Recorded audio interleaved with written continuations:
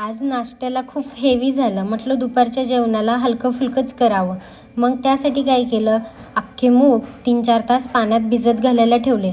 मग त्यात इंद्रायणी तांदूळ टाकून दोन्ही स्वच्छ पाण्याने 2-3 वेळेस धुवून घेतले. मग मोठा उभा कांदा चिरून घेतला, टोमॅटो चिरून घेतला, आवडीप्रमाणे अद्रक लसणाची पेस्ट करून घेतली.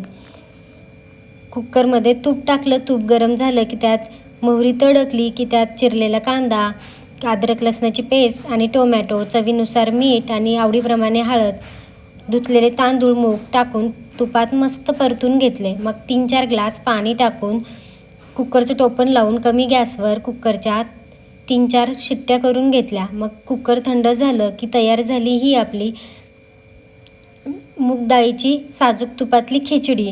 मग काय, मस्त ताट घेतलं, त्यात खिचडी काढून घेतली आणि त्यावरती तूप, एक नंबर आणि